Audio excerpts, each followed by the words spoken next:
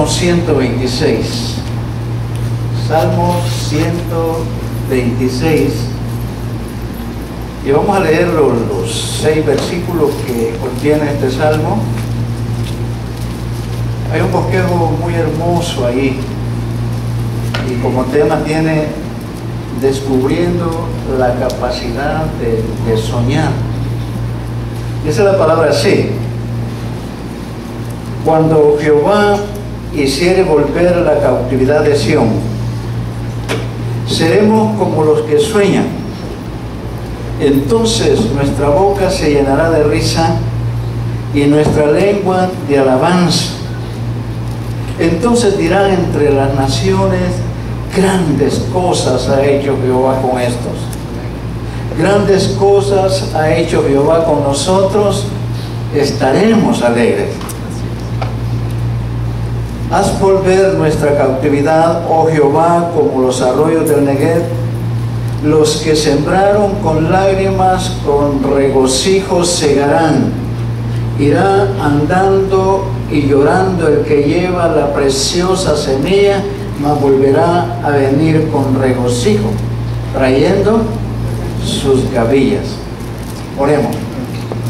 Amado Dios, te damos muchas gracias por esta palabra preciosa, por esta palabra, Dios, que nos redarguye, nos reprende, nos exhorta con toda liberalidad, a fin de que el hombre de Dios sea perfecto, enteramente preparado para toda buena obra.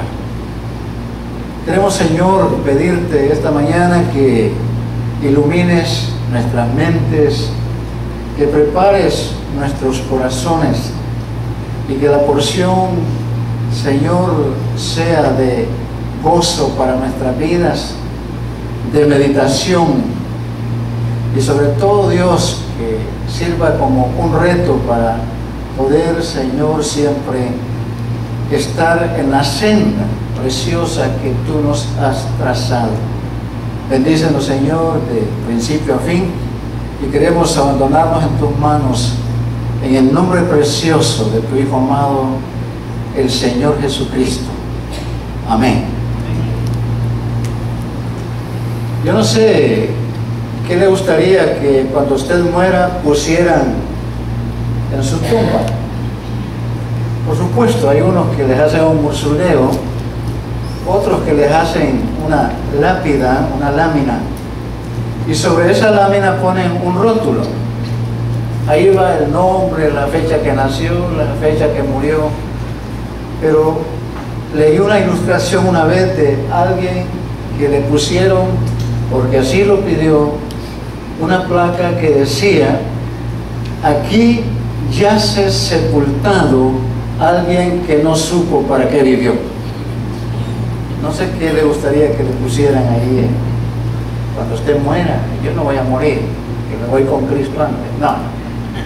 El de triste, hermano, ¿qué le gustaría que le pusieran en la tumba? Aquí yace muerto Benjamín, quien fue siervo de Jesucristo. Amén, hermano, ¿no le gustaría así? Estos detalles. Pero este salmo, hermano, nos lleva a un reto muy especial. Yo me imagino que usted ha tenido grandes sueños, usted ha tenido grandes metas. Me imagino que usted es un soñador, no dormido porque no comió bien o porque comió demasiado, eso ya es pesadilla. Pero soñar, hermanos, con algo grande es un reto para nuestra vida. Recuerden unas conferencias misioneras allá en Los Ángeles con el doctor Luis Palau. Ustedes lo han de oír, lo han de conocer, aunque sea por televisión. El reto que estaba dando acerca de la obra misionera para la iglesia es: tengan grandes planes, tengan grandes sueños, pero hagan grandes oraciones. Y es interesante, a veces soñamos con tener nuestra propia casa, a veces soñamos con tener nuestro propio negocio, y quizás usted haya tenido el sueño de ser un siervo de Dios. Quizá ha soñado, algún día estaré hablando a las personas de África porque quiero irme como misionero. Soñar que usted es un evangelista, que hay mucho campo para trabajar, es un sueño hermoso. Y el Salmo 126, en el versículo 1, está la invitación. Es el versículo 1, cuando Jehová hiciere volver la cautividad de Sión, ¿qué dice, hermano? Seremos como los que sueñan. Yo ya creo va a estar el bosquejo ahí si no está. Ahora, miren la introducción. Este salmo expresa el anhelo y el deseo que tenían los judíos que fueron llevados cautivos a Babilonia. El sueño de ellos era volver a Sión. Pero luego, durante el exilio del pueblo de Dios en Babilonia, durante 70 años, sucedieron muchas cosas. Una de ellas, muchas personas murieron en ese periodo, eran 70 años de cautividad. Nacieron otras generaciones que no conocieron sus raíces y costumbres y tampoco conocían Jerusalén. Pero el sueño de ellos era que Dios los devolviera a su tierra. El primer punto, hermanos, que tenemos en el bosquejo es: nunca debemos perder la capacidad de soñar. En el versículo 2 dice: entonces nuestra boca, ¿qué? Se llenará de risa, nuestra lengua de alabanza. Entonces dirán entre las naciones: grandes cosas ha hecho Jehová con estos. Y el versículo 3, repitiendo, dice: grandes cosas ha hecho Jehová con nosotros. ¿Cuántas cosas ha hecho Dios con nosotros? Estamos alegres por lo que Dios ha hecho en nuestra vida.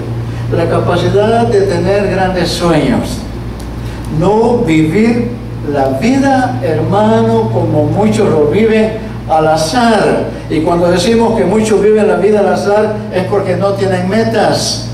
Y nosotros, hermanos, si tenemos la capacidad de soñar, debemos ponernos metas, también objetivos, planes, una mentalidad de poder avanzar y cumplir con las cosas que soñamos. Es hermoso cuando una iglesia tiene un plan y donde se ha trazado metas especialmente para el evangelismo. Es hermoso cuando la iglesia, hermanos, tiene objetivos trazados. Es hermoso cuando la iglesia se pone metas a cumplir durante un año o durante cada día que pasa. No vivir del azar. El futuro, hermanos, pertenece a los que creen en la belleza de los sueños. Dime el tamaño de tus sueños. ¿Y qué dice? Y te diré el tamaño de tu Dios. Es un Dios todopoderoso, el Dios altísimo, el Dios que hizo el cielo, la tierra y todas las cosas. Él es el omnipotente, el omnisciente. Ese es el Dios grande, y por lo tanto, como hijos de Dios, debemos de soñar en grande, tener grandes sueños. Hermoso. Un sueño sería que el próximo año aquel lado de allá va a tener repleto de hermanos, porque nos vamos a formar la meta, nos vamos a poner la meta de 1 por 1, y si somos 100, seremos 200, si somos 200, seremos 400, porque nos vamos a doblar, porque tenemos grandes sueños de que muchos estarán con nosotros, y el Espíritu Santo hará la obra en la iglesia. No hay duda, hermanos, que es soñar. En segundo lugar, está ahí el versículo 4, dice: el deseo de salir de la cautividad. Hay algo hermoso aquí en este pasaje. Pero antes, yo quisiera retroceder un momentito antes del segundo punto. Es: el futuro pertenece a los que creen en la belleza de los sueños. Y una de las cosas que la palabra de Dios nos registra fue los grandes hombres de Dios que fueron soñadores. Y el primer ejemplo que tenemos es el de José. Recuerden que no solo soñaba en ser el mejor de los hermanos, sino que también pudo adivinar los sueños del faraón. Tenía grandes sueños y logró sus metas, pero también hay otros personajes como el caso de Pablo, hermanos. Pablo soñó con llevar el reino de los cielos, el evangelio de Cristo, a todo el mundo, y fue uno de los grandes misioneros que Dios usó en aquellos tiempos. El gran Caleb, hermano, recuerde que fue siervo de Moisés, pero Caleb también tenía sueños de conquistar la tierra, el sueño de Josué, el soñador. Yo quisiera, hermano, que fuéramos un momentito al libro de Josué, en el capítulo 14. Miren lo que encontramos ahí de este hombre, este líder prominente, un siervo que estuvo siempre al lado de Moisés. En el capítulo 14 de Josué, el versículo 11, y me llama poderosamente la atención este versículo. Dice, todavía, y me gusta, ponle atención. ¿Qué dice, hermano? Todavía estoy tan fuerte como el día que Moisés me envió. No sé cuántos años tenía, hermano. Pero muchas veces me preguntan y me dicen, hermano, ¿cómo está? Mi respuesta es más joven que ayer. Yo no sé cómo se siente usted, pero yo me siento joven, me siento con fuerza. Y estas palabras me ayudan como para, si avanzo en años, poder decir, todavía estoy tan fuerte como el día que Moisés, ¿qué? Me envió. ¿Cuál era mi fuerza entonces? Tal es ahora mi fuerza para la guerra y para salir y para entrar.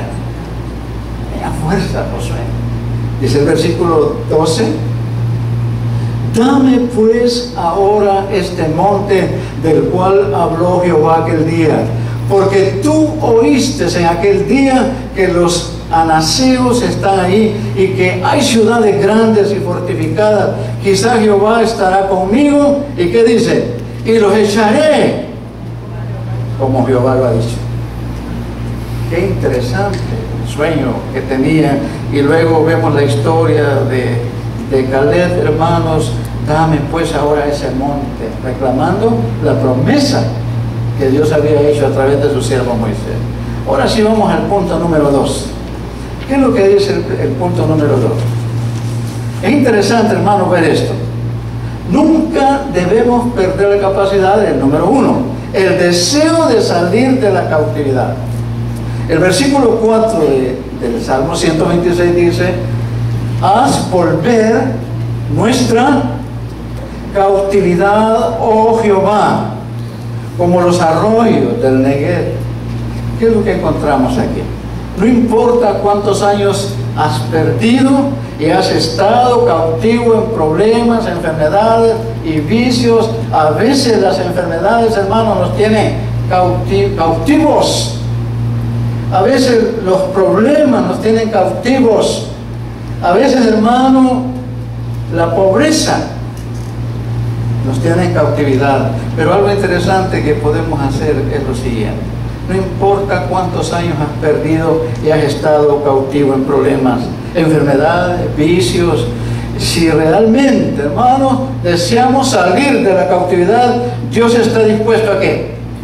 A sacarnos de los problemas, a sacarnos del lodo cenagoso, a sacarnos, hermanos, de las tribulaciones, a sacarnos de la pobreza. Dice un pasaje en las Escrituras que todo lo que confesamos con nuestra boca, así se hace.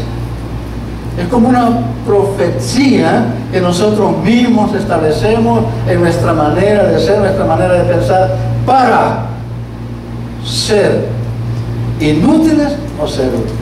Todo lo que digamos, algo que no debe de existir en la vida de un creyente es decir, no puedo. Es mejor hacer lo que el apóstol Pablo dijo, todo lo puedo en Cristo que me fortalece. Todo, hermano, que es lo que no puede. Pero vivimos a veces turbados. Por eso el apóstol siempre escribió en Filipenses, dice, no se afanen por nada. Dice la palabra, por nada estéis afanosos, si no sean conocidas ¿qué?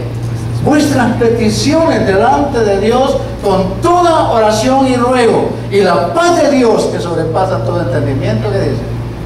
Guardará vuestros corazones y vuestros pensamientos en Cristo Jesús. Lo que quiere decir, no se afanen por las cosas posibles y no se afanen por las cosas imposibles. No se afanen por lo posible porque es posible, y no se afanen por lo imposible porque es imposible. Olviden, hay que tener la paz de Cristo en nuestro corazón. Un detalle interesante, hermanos, es lo que encontramos en el versículo 5 y 6. Dice el versículo 5: los que sembraron con lágrimas, con regocijo segarán. Irá andando y llorando el que lleva la preciosa semilla, mas volverá a venir con regocijo, trayendo sus gavillas. La figura es, se echó al hombro toda la gavilla. Todas las personas que fueron evangelizadas. No crean que el ministerio, hermanos, es color de rosa. Es todo lo contrario. Es de sufrimiento. ¿Cuántas veces ha llorado usted como líder, como miembro de la iglesia que está involucrado?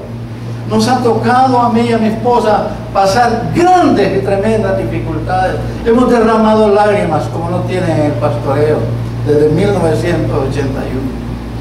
Ha sido tan tremenda, la vida del siervo es de sufrimiento. Pero el Señor mismo nos está diciendo que esto no es un techo de rosas, sino al contrario, es de sufrimiento.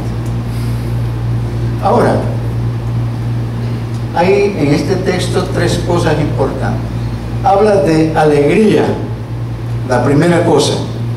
Dice con regocijo, y luego habla de alabanza y luego de esperanza.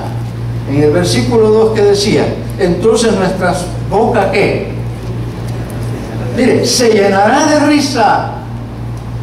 Hermanos, desde que comencé mi ministerio he sido un fundador de iglesias. Y gracias a Dios muchas iglesias viven y tienen muchísimos miembros. Pero cuando empezamos el ministerio, tal vez regresar cansados, sin comer, de un largo viaje, venir a la casa, y luego cuando usted se dispone a tomar los alimentos, quizás a las 12 de la noche, recibe una llamada: hermano, tengo problemas, venga por favor, mi hijo se está muriendo. Y eso sucedió aquí en San Pedro cuando vivíamos acá. Salimos a las 12 de la noche con mi esposa, y era el hijo del hermano Tejada, que le entró una fiebre tremenda, lo tenía metido en hielo y el hombre se estaba muriendo, y llegamos a consolarle, llegamos a orar, pero él no dijo a otros, sino que me llamó a mí con hambre y todo. Ese es el ministerio, hermano. Qué precioso cuando le interrumpen para algo bueno. El pastoreo en Cibatepec, hermanos, a la 1 de la mañana tocando la puerta, y era una hermana que me dice: hermano, por favor, ábrame, tengo problemas, están apedreando mi casa, el demonio está tomando la posesión de la casa. Y esa fue una historia tremenda, hermano, que nos desveló toda la noche. Pero esa es la vida del siervo de Dios, esa es la vida del pastor. Por eso cuando dice que regresarán con alegría, su boca se llenará de risa. Gracias a Dios, hermano, por el sufrimiento que tenemos. Cuando habla de alegría, entonces nuestra boca se llenará de risa, de alabanza, de esperanza. Pero hay un punto muy importante, el versículo 4: el deseo de salir de la cautividad para estar libremente en el servicio de la obra del Señor. Número 5 y 6 de los versículos, el proceso de la siembra. Y esto es algo muy interesante, hermanos, el proceso de la siembra. ¿Qué es lo que dice allí? El 5, los que sembraron con lágrimas, con regocijo, segarán. En primer lugar, nos habla de regar, de sembrar con lágrimas. Eso indica que sufrimiento. Usted, hermano, puede ser muy criticado. Usted puede tener muchas dificultades en el ministerio. Quizás pueda ser desechado. Quizás no le tomen en cuenta. Pero un detalle interesante es: no permita que lo tomen en cuenta, sino tómese en cuenta usted mismo. Busque su lugar, sirva al Señor. No espere que lo llamen, sino que al contrario, mi hermano, querido, hermana, es usted la persona indicada para hacer las cosas y el llamamiento es de Dios. Deje que el Espíritu Santo haga la obra en su vida y que haga la obra en la iglesia. Ahora, hay un detalle aquí que quiero compartirles, es eso de que alguien dijo, y este señor se llamaba Charles Spurgeon, definió las lágrimas como la oración líquida. Interesante. La oración líquida. ¿Ha estado orando usted y llorando? Creo que el hermano tocaba eso de que mojó las páginas y llorando, y el Señor le oyó y le contestó, pero me sé una ilustración que no está escrita, sino que la pude oír de labios del doctor Albert Pratt, que dijo una vez, estando en su oficina, hermano, recibió una llamada donde le dijeron: vení pronto porque la perrita está muriéndose. Dice que él salió corriendo, amaba tanto a su perrita y la agarró. Cuando llegó, la metió en el carro, la llevó al veterinario, pero aquella perrita dice que le volteaba a ver y derramaba las lágrimas. Pero cuando llegó al semáforo y se detuvo, dice que él estaba llorando por la perrita. Inmediatamente dice: reaccioné. Y me hice la pregunta: estoy llorando por una perrita, pero ¿cuántas veces he llorado por las personas que no conocen a Cristo? ¿Ha llorado usted por los prostitutas, por los ladrones? ¿Ha llorado usted por los que no conocen a Cristo, por los que andan en las maras? Yo no sé si usted ha derramado lágrimas por ellos, pero aquí dice que el que siembra con lágrimas. Muchas veces con mi esposa a la 1 de la mañana estamos llorando. No soportamos ver cosas que afectan la vida del ser humano. Hay tantas cosas, hermanos, que podemos hacer, pero hay que sembrar con sacrificio, con lágrimas. Nunca paso porque tuve que clamar al Señor llorando por alguna situación. Y cuando nos respondió, el corazón se llena de ¿qué, hermano? Cuando Dios le da una respuesta, su corazón se llena de gozo, hermano, de alegría, de regocijo. He visto cuando las personas, los jóvenes especialmente, se están graduando, que cuando reciben el título, hermano, ¿qué hacen? Tiran lo que tienen y pegan el grito: lo logré, llegué a la meta. Y eso es hermoso, lo logré. Había estado orando tanto por esta persona, pero ahora conoce al Señor. Y esas cositas, hermanos, que surgen en el ministerio. Ahora, cuando lloramos por errores que hemos cometido y nos arrepentimos de corazón, el resultado es el gozo de haber sido perdonado por Dios. Amén, hermano. ¿Cuál es el resultado? Ay, llorando. ¿Ha llorado usted por los pecados que ha cometido? Señor, ¿cómo pude pecar contra ti? Perdóname, Señor.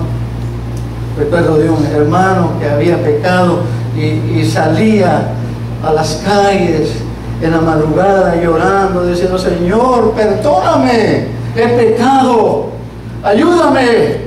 No soporto, Señor, el haber pecado contra ti. Eso es algo impactante en la vida de un creyente cuando nos arrepentimos de veras de los errores que hemos cometido. Ahora, hermanos, una siembra de acuerdo a la situación que estamos viviendo. Cuando lloramos por alguna situación triste que nos pasó. El resultado es el gozo de ser consolados y fortalecidos por el Señor. ¿Sabía que Dios a veces acaricia sus cabellos? ¿Sabía que Dios a veces pasa su mano sobre su cabeza, diciéndole: hijo, no te preocupes, no llores? Pero hay que ver la razón por la que usted está llorando. Hemos tenido tantas experiencias. Cuando empezamos la obra aquí en Oropéndolas, que el hermano dice: ¿dónde estará eso? Y aquí en Oropéndolas, hermanos, tuvimos experiencias tremendas que la vivimos. Pero qué hermoso saber de que Dios tiene un premio por el sacrificio que hayamos hecho. Cuando lloramos por alguna situación que es triste, hermanos, Dios nos fortalece. Y créame, Dios da una salida a cualquier situación, pero cuando nuestro sufrimiento es por causa de Cristo. Siempre en la tarea evangelizadora encontramos situaciones como la enfermedad. Nos atacó una enfermedad tremenda, pero resulta que las obras quedaron varadas. Y mi pregunta todos los días era: ¿alguien fue a tal obra? Y la respuesta es: nadie. Y Señor, llorando en cama: Señor, te ruego por favor que la iglesia se preocupe por las obras. Y la respuesta, hermano, la encontré en la palabra de Dios, cuando al leer el pasaje que dice: a la verdad que la mies es mucha, mas los obreros pocos. Rogad pues al Señor de la mies que envíe obreros a su mies. Ahí encontré la respuesta. Mi deber es orar y no preocuparme por si alguien había ido. Luego el Señor envió las personas indicadas para atender las obras. Cuando lloramos por lo que le pasó a otra persona, el resultado es el gozo de habernos puesto en el lugar del otro y haber estado a su lado para ayudar. ¿Ha ido a visitar a un hermano que está enfermo? ¿Ha llorado con él allí? Te quiero, hermana, hermano. ¿Cómo me duele verte enfermo? Pero si le han diagnosticado un cáncer, usted sabe que va a morir. Yo no sé si usted se ha puesto al lado de él y ha llorado, lo ha consolado. Yo no sé si usted le ha dicho: te quiero, hermano, pero recuerde lo que pasó con los amigos de Job, que al principio se compadecieron, pero después, hermano, estaban acusándolo. Dice que los amigos de Job estuvieron 7 días, hermano, con él, viendo el sufrimiento de este siervo de Dios. ¿Cuánto tiempo es el que nosotros estamos con el enfermo? A veces llegamos y oramos y no volvemos, y cuando preguntamos, el hermano ya está en la eternidad. Lo descuidamos, pero hemos llorado por el hermano enfermo, por cualquiera que sea, no solo porque tengamos amistad. Cuando lloramos por alguna enfermedad que no tiene cura, el resultado es el gozo de confiar que Dios puede sanar. Amén. Me gusta contar muchas historias reales, y una de ellas, hermano, fue la que nos sucedió con mi esposa yendo a predicar a Colinas, a una campaña.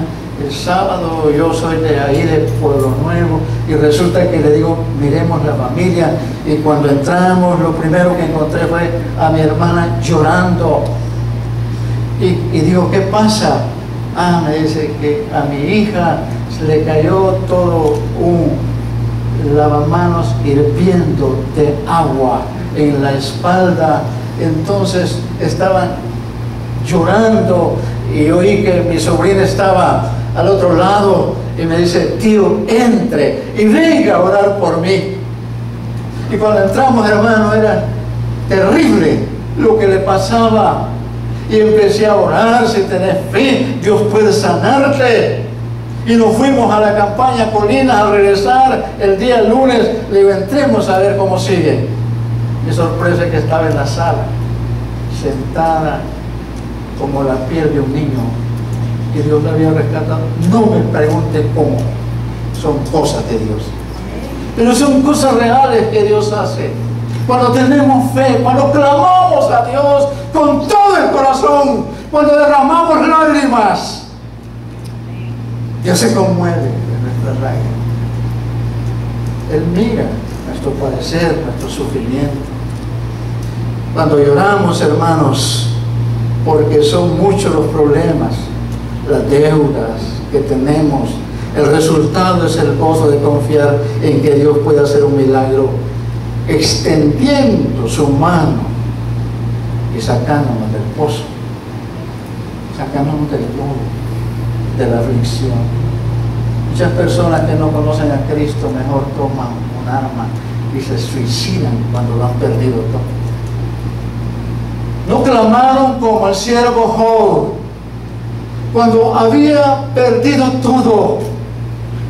Dice: Jehová dio, Jehová quitó. ¿Qué dijo, hermanos? Sea el nombre de Jehová bendito. Oía un siervo de Dios clamar aquí en la iglesia centroamericana: se le había quemado la casa, salimos corriendo, estábamos en el culto y el hermano dice: no se preocupen, Jehová dio, Jehová quitó, sea el nombre de Jehová bendito. Hermoso, hermanos, Él nos saca de las aflicciones. Cada vez que sembramos con lágrimas, cosechamos con gozo. Amén. Cada vez, hermanos, que sembramos con lágrimas, cosechamos con gozo. Por último, en el versículo 6 nos dice: irá andando y llorando el que lleva la preciosa semilla, mas volverá a venir con regocijo, hermano. Casi todo el ministerio de nosotros, estando aquí en San Pedro, fue sembrar fuera de San Pedro, en Mar. Allá hay iglesias fundadas en Oropéndola, en Higuerita, en La Lima, en todos lugares anduvimos sembrando la palabra de Dios. Y muchas veces lloramos, pero muchas veces veníamos como cargando las gavillas. El resultado, hermano, de tantas personas, cuando empecé el ministerio, y lo cuento porque es un reto que hago a la iglesia. El hermano Julio Marrea, quizás lo conozca, 100% pastor aquí en San Pedro, me invitó a que fuéramos a iniciar la obra, y cuando teníamos 2 o 3 meses, de repente no había quien fuera, quien me acompañara. Me voy solo. Estaba empezando, hermano, la obra. No tenía mucho conocimiento de la palabra de Dios, pero sucedió algo tremendo. Me fui a invitar a la gente como de costumbre. Habíamos alquilado una casa. Cuando estábamos ahí, hermano, me doy cuenta que quién iba a predicar, y no había predicador. No sabía mucho de la palabra de Dios, pero como nací en un hogar cristiano, me había aprendido un texto. Yo dije: bueno, vamos a predicar sobre este tema. He aquí el Cordero de Dios que quita el pecado del mundo. Dios me usó, y 17 personas esa noche conocieron a Cristo, hermano. Sí venía con regocijo, ¿no? No sabía qué mensaje iba a dar, ni quién iba a dirigir, pero esas personas oyeron la palabra. Es algo hermoso, hermano, lo que sucede en la vida cuando tenemos un ministerio dedicado a la obra del Señor. El sembrador representa al Señor, en lo que dice el versículo 5 y 6. También a cada uno de nosotros, que tenemos la responsabilidad de predicar el Evangelio a toda criatura.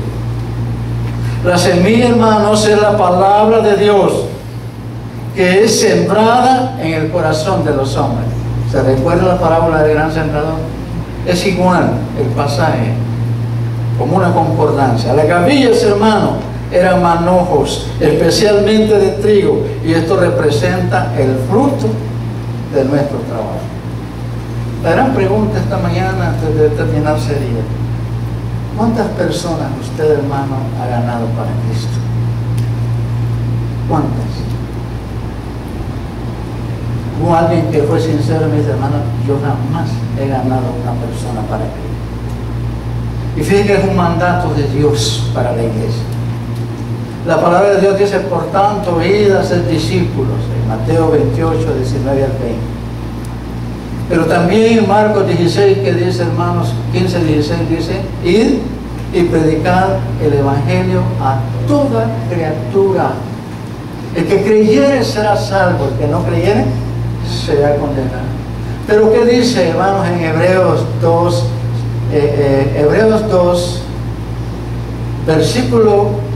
capítulo 2 de Hebreo, versículo, creo que es el 10 o 9, o 1 Pedro capítulo 2, 9, dice: mas vosotros sois ¿qué? Linaje escogido, real sacerdocio, nación santa, ¿qué dice, hermano? Pueblo adquirido por Dios. Usted y yo, hermano, fuimos comprados por Dios. ¿Para qué? Para que anunciéis las grandes virtudes de aquel que nos llamó de las tinieblas a su luz admirable. Aunque en el proceso de la siembra, hermanos, tengamos que llorar, trabajar duro, sufrir, la promesa del Señor es que la cosecha se segará, la cosecha será abundante.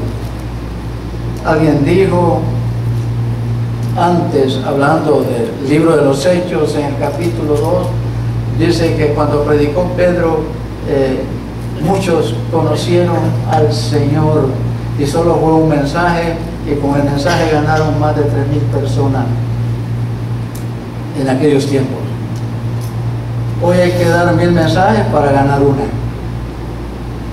Qué triste cómo se ha puesto la humanidad rebelde, no quieren confiar, no cree al mensaje del Evangelio, y a veces la gente tiene alguna razón por el testimonio de algunos siervos. Eso afecta, ya no creen, porque si el siervo pecó, si el siervo anda mal, y si el siervo se ha metido en política, peor para que crean, hermano. Por eso la obra del evangelismo es fundamentada en la obra del Espíritu Santo. En conclusión, hermanos, nunca debemos perder la capacidad de ¿qué? Sigamos soñando, hermano. Algún día vamos a alcanzar la meta. Sigamos soñando con ver una iglesia, hermano, de más de 1,000 miembros. Sigamos soñando, hermano, con ver un pueblo de Dios adorador, un pueblo de Dios que ora, un pueblo de Dios que ama. Y ese es el reto principal para nuestra vida y para la vida de la iglesia. Una gente, hermanos, que le gusta orar, tiene éxito en la vida espiritual. Siempre debe haber en nosotros el deseo de salir del cautiverio, de salir de la cárcel, de levantarnos otra vez.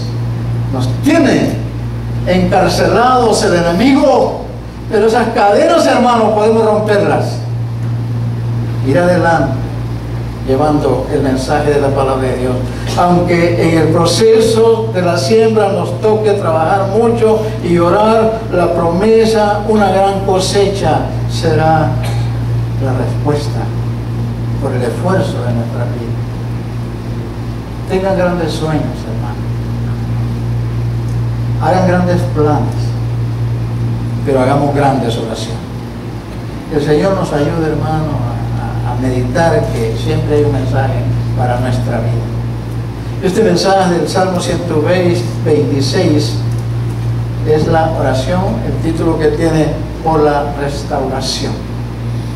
de los cautivos, del pueblo judío que fue cautivo y llevado preso a Babilonia. No dejemos que el enemigo nos atrape, hermanos, con situaciones difíciles. En Cristo somos más que vencedores. Oremos. Amado Dios, es con gratitud en nuestros corazones, Señor, que esta mañana nos hemos alimentado con esta porción de tu palabra. Qué hermoso salmo, Dios, donde nos hace recapacitar, donde podemos establecer, Señor, lo que tenemos en nuestra propia vida, la capacidad de soñar. Gracias, Dios, porque tú nos puedes liberar de la cautividad, pero también sabemos que tenemos una respuesta a nuestro accionar en el campo misionero. Bendícenos como iglesia, ayúdanos, Dios, en nuestra vida espiritual a ser fieles, a ser constantes, a servirte. Señor, ayúdanos a ser más amigos, a tener comunión unos con otros. Y ayúdanos, Dios, a amarnos cada día más y saber que el amor de Cristo es el que nos constriñe. Gracias, Señor, por este tiempo. Gracias, Señor, por tu palabra. En el nombre de Jesús pedimos, Señor, que nos ayudes. Amén. Dios les bendiga, hermanos.